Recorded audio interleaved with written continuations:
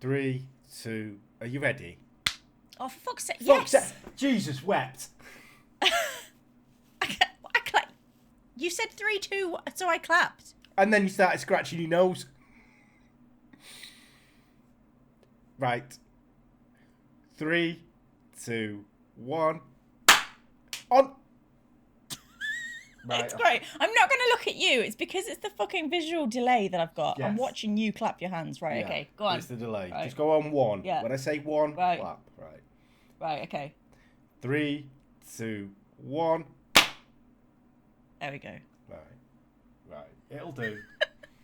You know what it is, right? Look. Wanker. There you go.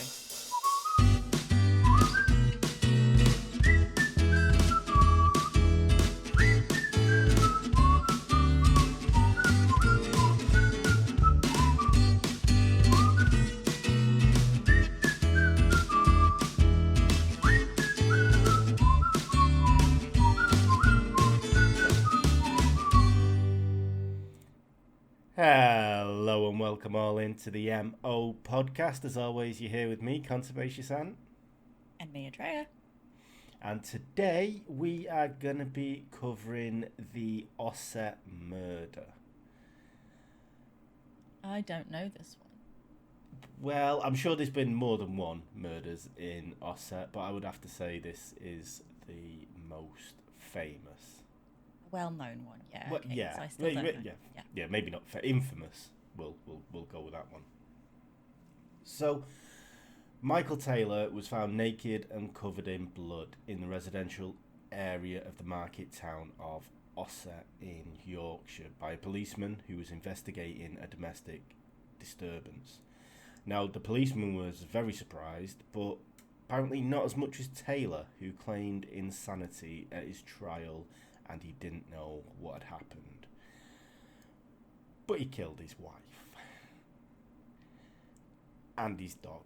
So, yeah, I knew that I'd pull on the heartstrings more than the fucking wife. I mean, you don't know what she was like. Okay, she might have been horrible.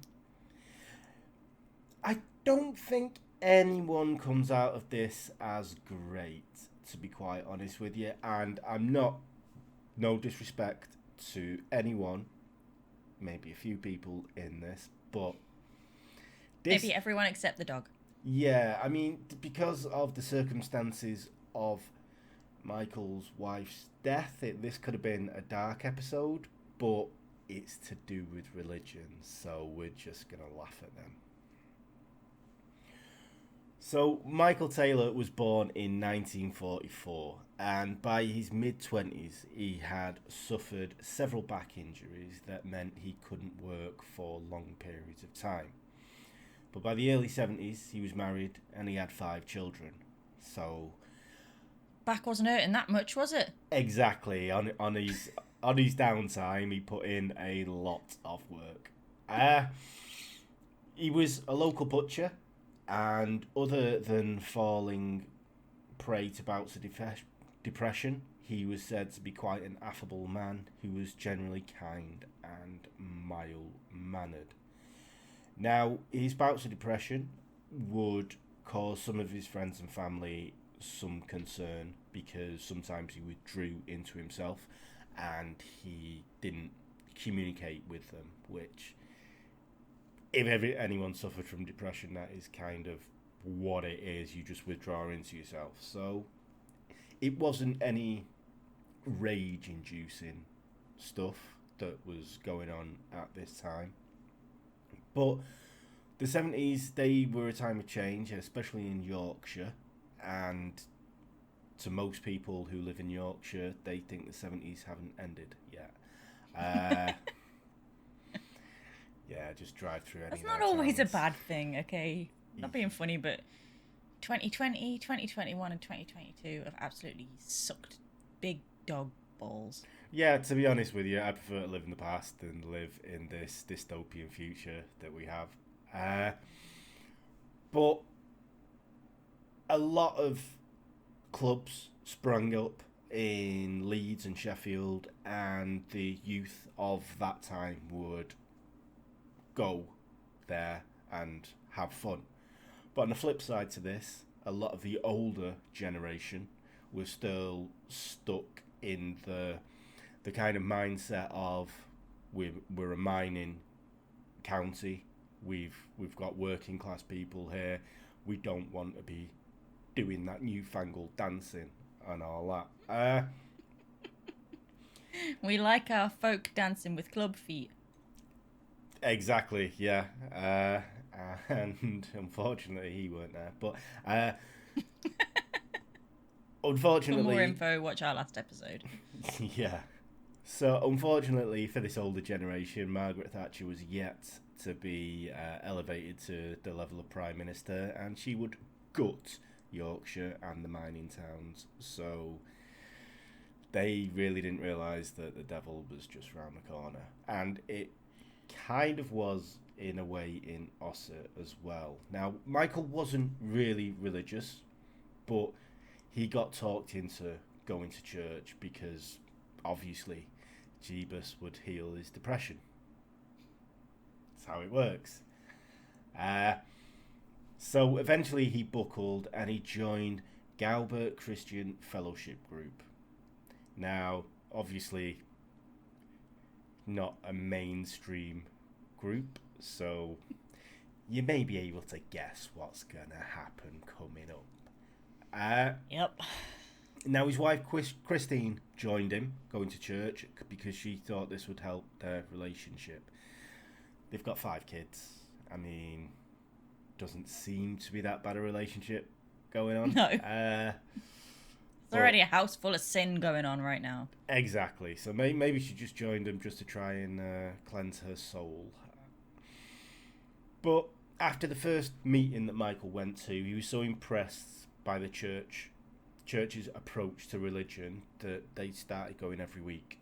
Gonna have to point out that this probably didn't have anything to do with the 22-year-old female lay preacher, Marie Robinson.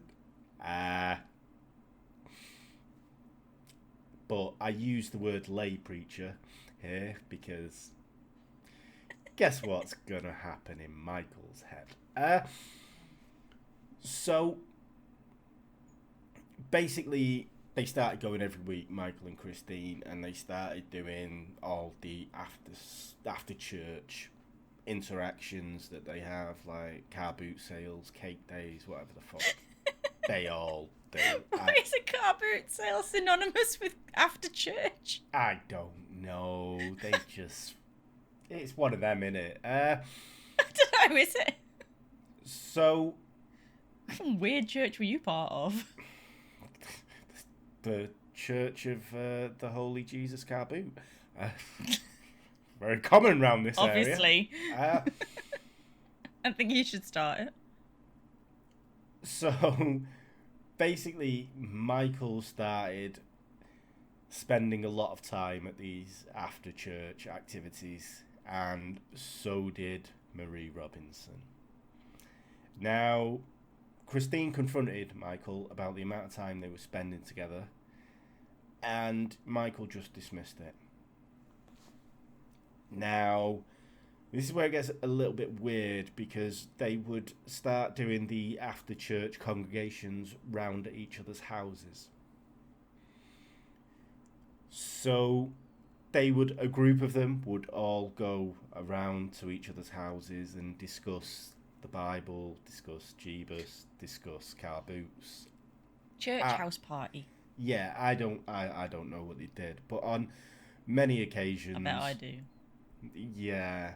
On a few occasions, Marie and Michael were left alone. So... Of course they were. It was a chuck your car keys and your crucifixes in the bowl on the way in. Exactly. I mean, I didn't want to be that brash about it, but I think this is exactly what happened. So Michael was quick to offer up his own house for these after-church congregations because, you know, his bed was there. And the cost of the hotel... So was his wife, presumably. Yeah, but, you know, she's busy Just praying. a minor detail. Yeah. So basically, Christine confronted Michael about the amount of time they were spending together, and after this, for some reason, Christine left Michael and Marie alone in a room so they could have a discussion. Christine. Yeah, I assume there was plenty of praising God that came out of this discussion. And maybe a few right there's "do it to me, daddy."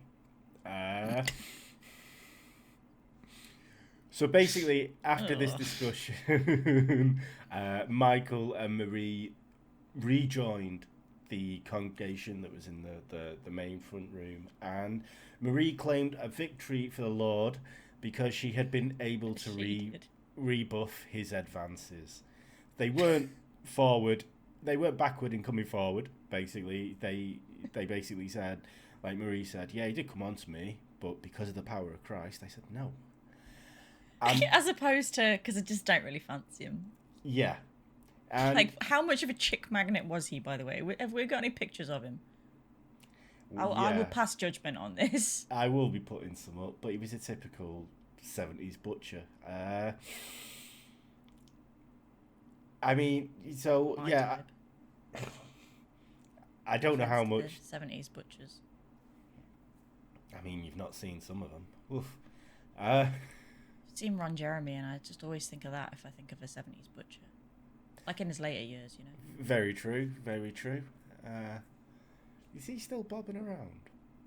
I don't know, but it wouldn't take the power of Christ intervening to make me go, "Why, you're all right, thanks, John. Ron, I'm fine, thanks." No. Yeah. He's only like 5'4" as well. I don't think many of the people that are... I mean, everyone's the same height lying down, mate. Yeah. Well, okay, fine, fair enough, yeah.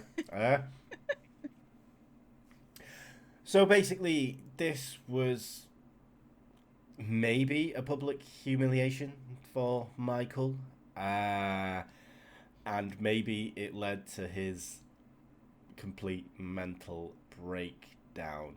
Now, after this, when they were in the front room, Taylor apparently started talking in tongues and he attacked Marie. It took quite a lot of people to pull him off, and Marie actually testified, saying his features changed. He looked almost bestial. Ron Jeremy again. He was really pissed off. Yeah. Basically. So he was restrained, and the next day he went to church, and Marie gave him absolution, and she forgave him. Now, this is kind of like, he kind of goes super incel here, because he's been humiliated in front of a load of people by a young, attractive woman that he thought was attracted to him. So rather than back off, he kind of doubles down on what he does. Now, unfortunately, it was at this point that, because there was rumours going around about Michael's mental breakdown, a local priest started to get involved. And obviously, because this happened at a church congregation, it must be the fucking devil. So, Father Peter Vincent, a local Anglican priest, who was described, and this is a quote, as an enthusiastic exorcist.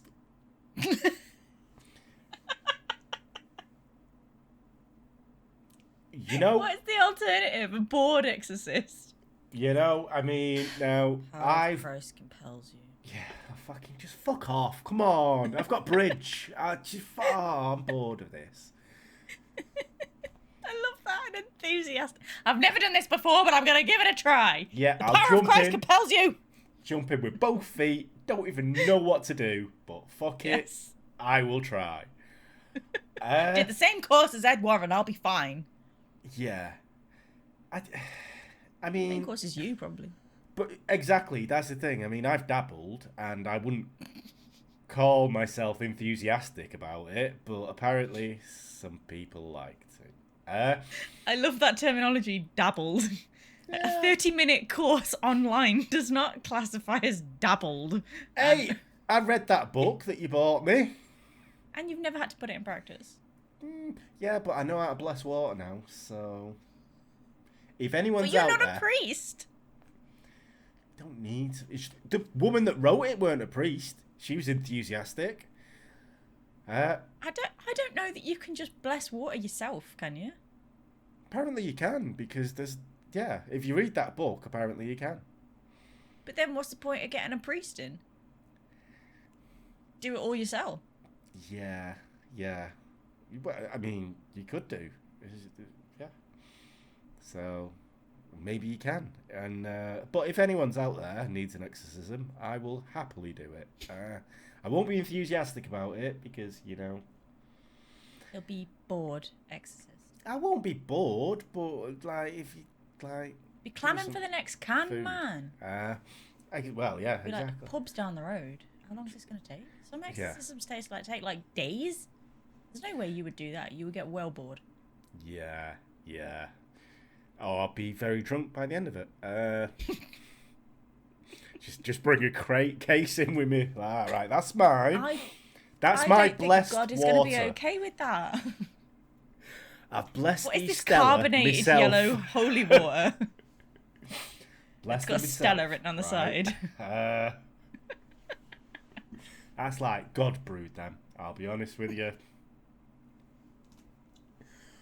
But yeah, I mean, I'm going back to that enthusiastic. I mean, to be honest with you, if you were going to be exorcised, you'd probably want someone who's enthusiastic about it.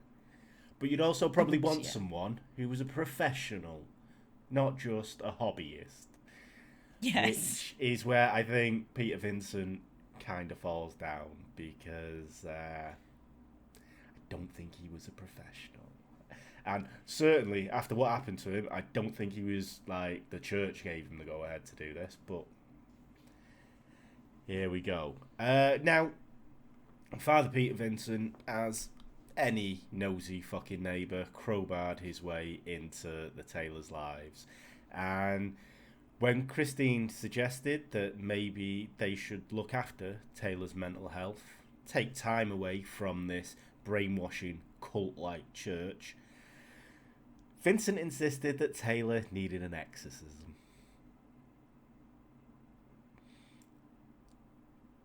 Yeah, that's 0 to 100 real fucking quick on his part. Enthusiastic. This is where the describer enthusiastic comes from, in how he went from 0 to 100 real quick. That's just mental. Like, the guy's not spewing green vomit. His head isn't turning around 360 degrees on his shoulders. He's just like, I think we should just maybe bin this church group off because I don't think they're good for my mental health. And he's like, exorcism? No. A person of Christ would never say that. No chance. Exactly. And I mean, I think as well, his previous behaviour, he did, like, Michael did speak in tongues in front of this congregation, but it only kind of happened when he got the knockback from the 22-year-old. Well, maybe he wasn't actually speaking in tongues. Maybe he was just swearing a lot. Exactly, and yeah. They were all just really so prim and proper and, like, well-respected people that they just didn't understand, like, the word slag or something like that. Exactly. And if you've got a thick Yorkshire accent, it's kind That's of hard the to thing. It's understand. a tongue all on itself. Exactly. Yeah. So maybe he was just calling them all cunts. Exactly. So there's no real timeline that I can find between this, but it's kind of insinuated that between meeting Marie to his exorcism, it was a matter of weeks. So Father Vincent just went, fuck it, I'm getting involved, we're doing this, we're doing it right now. So what we do know, go on. Are they even allowed to, like, just carry out an exorcism without the church's actual official okay in it? Now, this is a little bit of what comes out of the case is basically the Anglican Church said, no one's ever doing an exorcism ever again in this denomination. So because of this, the Anglican Church has banned exorcisms. Okay, so this was the case that, yeah. Yeah. But unfortunately, as we'll go on, as churches and big religion do, the priests were protected. But what we do know is on the 5th of October 1974, Father Vincent and a Methodist clergyman, Reverend Raymond Smith, I only mention he's a Methodist is because they're mental as well, they performed an exorcism on Michael Taylor. Now, as we know from some of the cases we've covered, the real case of the exorcism in the Catholic Church, there is a hierarchy of where you have to go and who you have to speak to be able to get an exorcism done. And I think there's about 200 fully professionally trained exorcists who are priests in the Catholic Church. And enthusiastic. Yeah. Unfortunately, I don't think this kind of stuff was available in the Anglican Church, and they just went, fuck it. Tie him to a table. We'll try this. So, Michael Taylor was basically ambushed by these two priests and the rest of the congregation. Now, I'm really not going to try and paint Michael Taylor as a saint because he did some horrific things. But from a health point of view, he was mentally unwell. He needed help from professional, not just enthusiastic, professional people. He'd suffered like a doctor. Exactly. He had suffered previously from depression.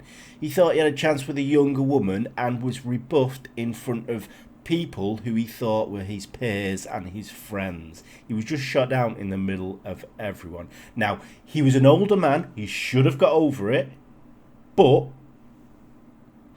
I'd be foaming if it was me. Exactly. I mean, it does have an effect on you. I mean, how embarrassing. It is pretty embarrassing, and he wanted to stay around Marie, obviously, because he thought he had that 1 in 100 chance. But do you think maybe they were having an affair, though? And she kind of like, when his wife was like, hang on a minute, what is going on here?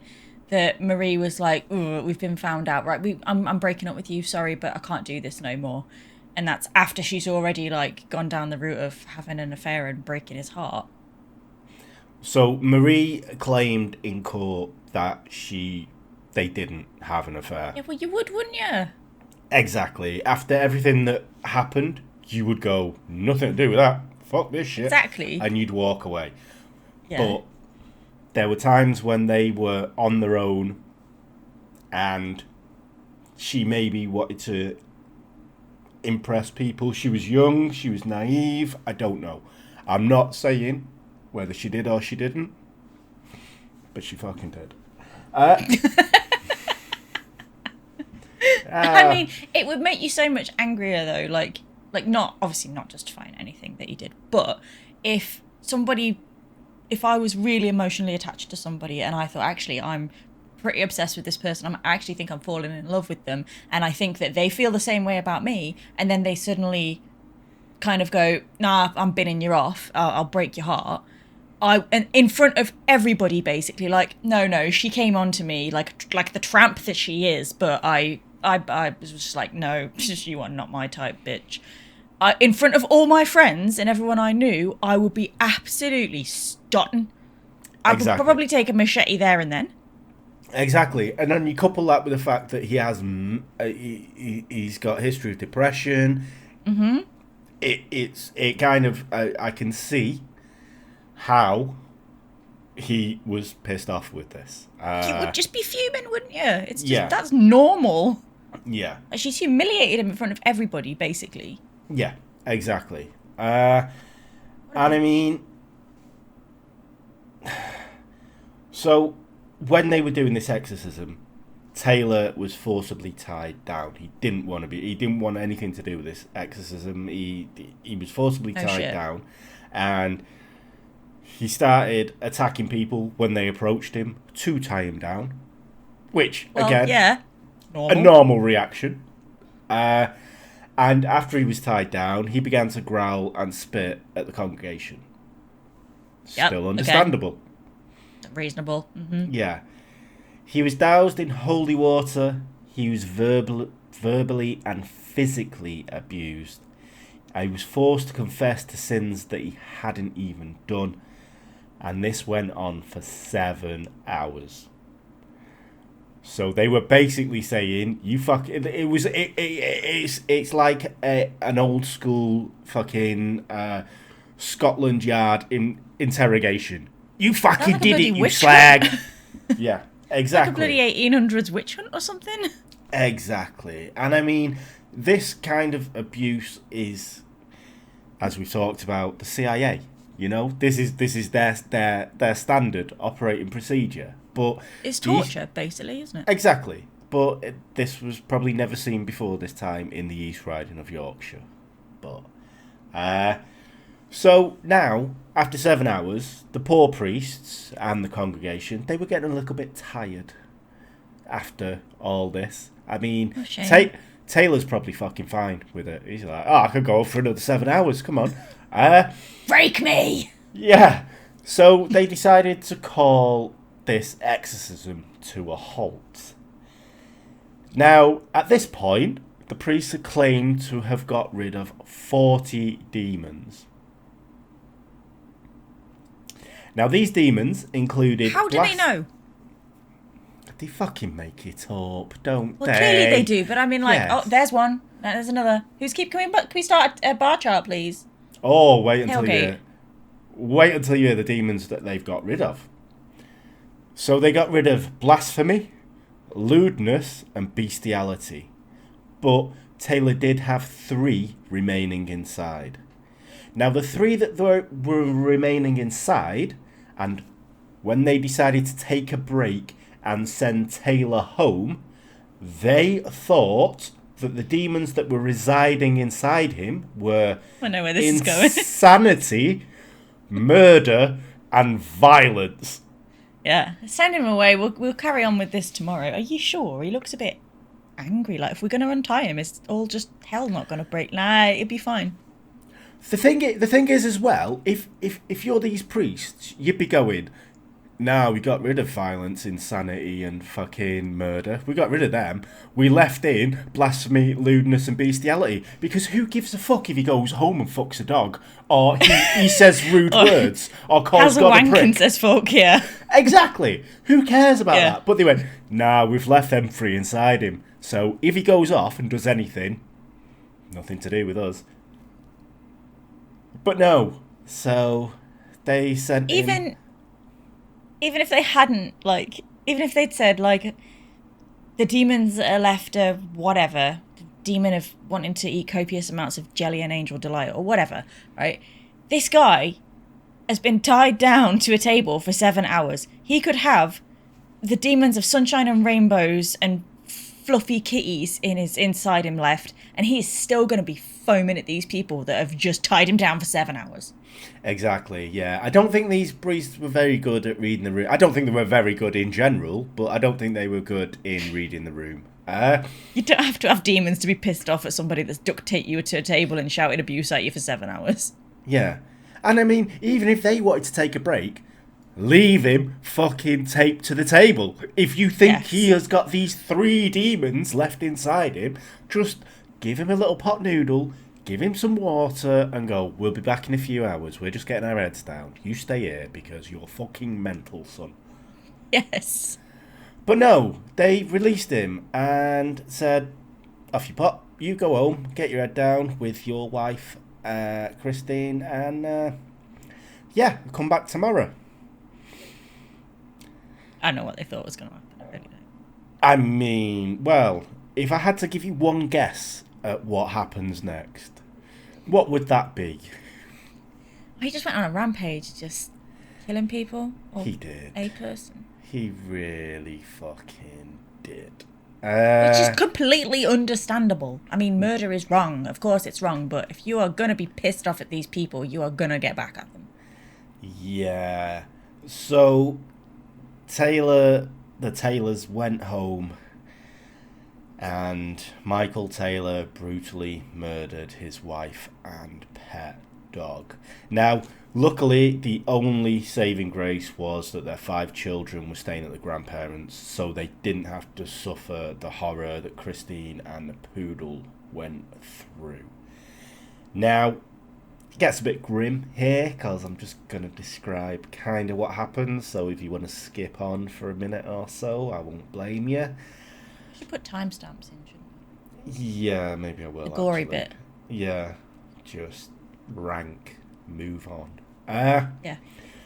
No weapons were found on Taylor when he was arrested, and the coroner found no cut marks on the dog's body or Christine's body. So he basically did what he did with his own hands. Now, Christine was missing part of her face, her eyes, and her tongue, and the dog was strangled and apparently pulled limb from limb. The front room was a fucking mess. I bet. It was just rank in there. Now, yeah. So the police officer discovered him after one of the curtain twitches, which, I mean, I say that as a bad thing, but if someone's running around with what looks like red paint on them, then maybe, yeah, they do need to be kind of apprehended and have a word Not around with. my area. Well, yeah, I was going to say he was naked as well, but your area as well, yeah.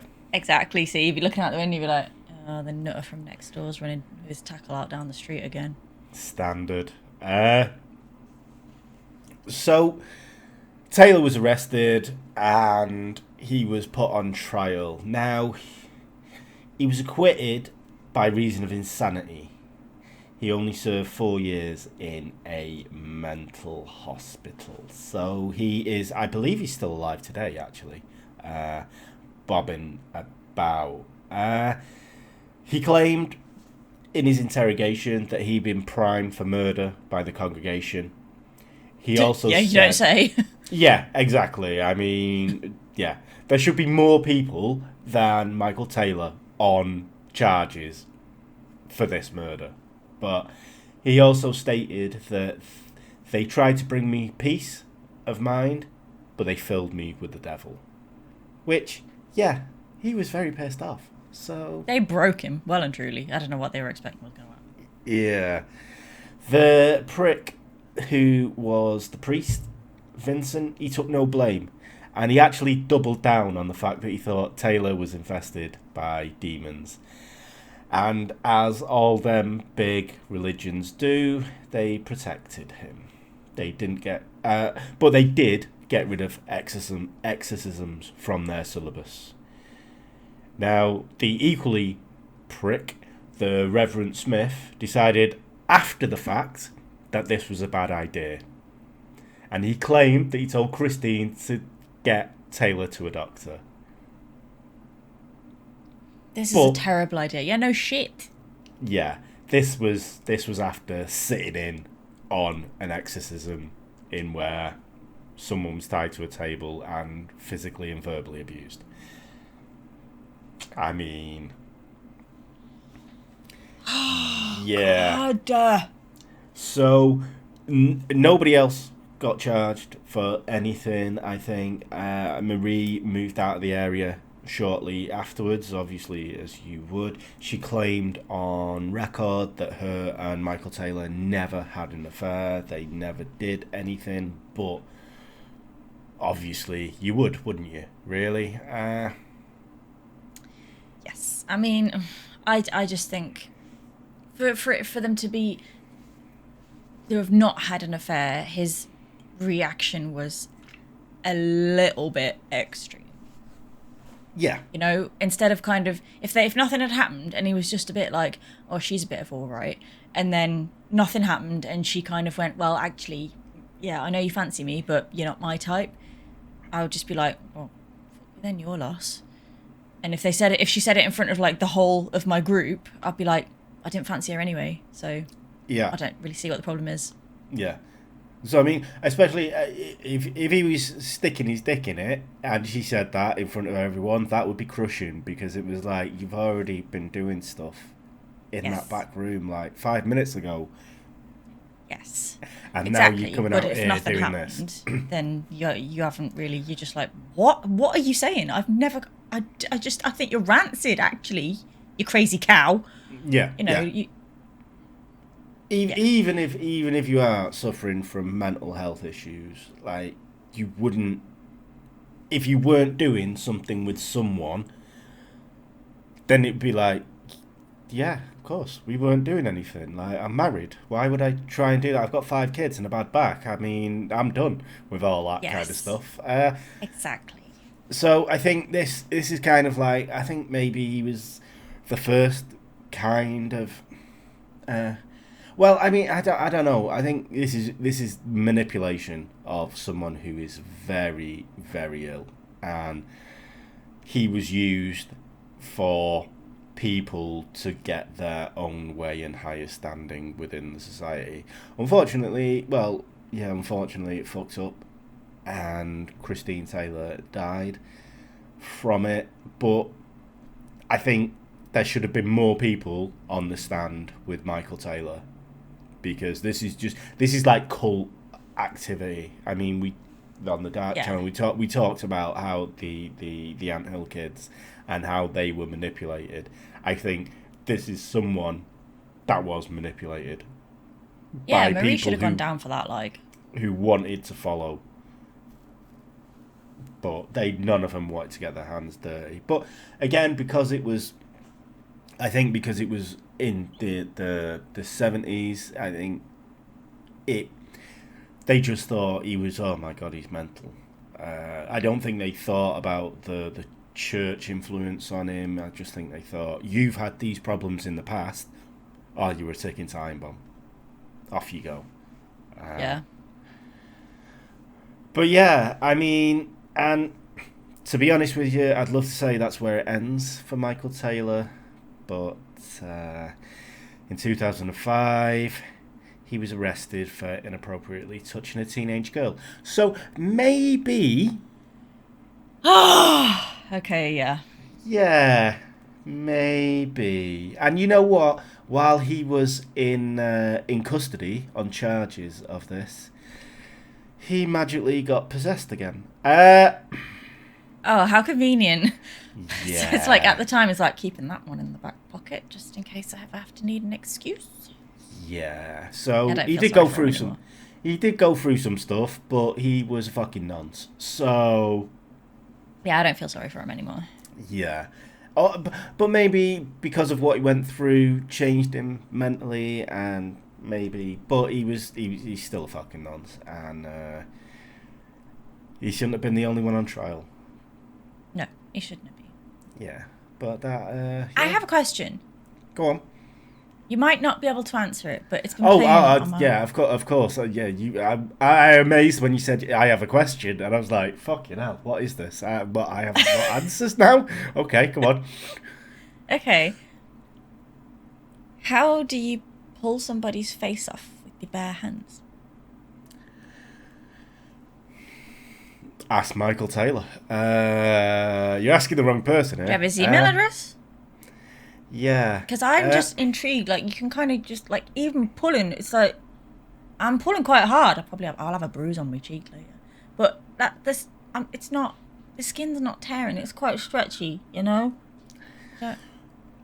So, there's only because, right, this is only because I have been researching the Dark How Channel to pull people's stuff. face off. But there are quite a few instances of eyes gouged out and... I get that. You can get your finger in behind somebody's eye and pull their eye out, but I suppose maybe if you pull their eye out first, then you can, and then you go under. Then you work down. Yeah, okay, fair enough. Yeah. So My curiosity has been resolved. Yeah. Christine's eyes were pulled out as well. I didn't want to go into that, but yeah, I mean, her part of her cheek was ripped off as well, which is if you go down and then pull out, or go in there and then pull out. So how did she die then? Like from blood loss. just trauma or right? Yeah, okay. Trauma and blood loss. She wasn't. I don't think. At least maybe I stand to be corrected, but I don't think she was asphyxiated, strangled, or anything like that. She just had to go through this harrowing thing. Yes. Yeah. Just mental because it's not even her fault. Nothing to do with her. He took it out on her, and she was kind of like just in the background sort of thing.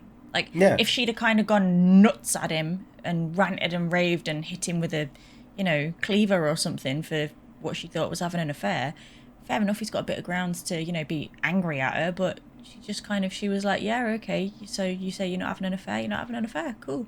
I'll just put EastEnders back on. Exactly, and she, I'm not going to say allowed, but she was quite fine with him going to the congregations, to having to be in contact with Marie after this. He turned around to her and said, nothing's happening, and she believed him 100%. So she went along with him, and then when that declaration was made, she was like, fine, fair enough, get on with it. We just want to pray. And she even tried to get him help with a doctor, but then the priest went, nah, he needs an exorcism. So she absolutely was a total innocent victim in this. Like, that's exactly tragic. You know what is even more tragic? The poodle did fuck all either. Yeah, well, yeah. It was just there. But that being said, imagine if the children were there.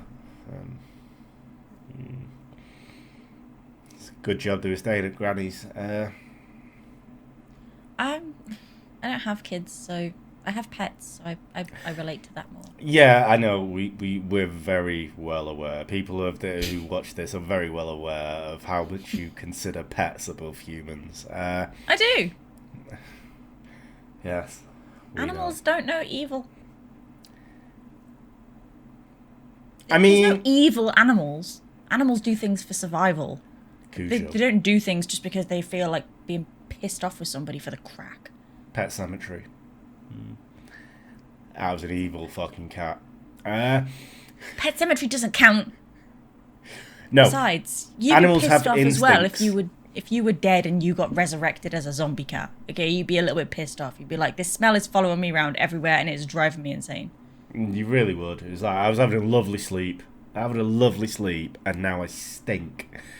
Thanks. I'm rotting in my own flesh. And cats are very, very clean. They hate being dirty and smelly. So that is a cat's literal worst nightmare. Being brought back from the dead and being dirty. So yeah, I'm on board with that. And to be fair, the cat didn't kill anybody. The crazy 3-year-old did. Yeah. Thus proving my point that pets are better than people.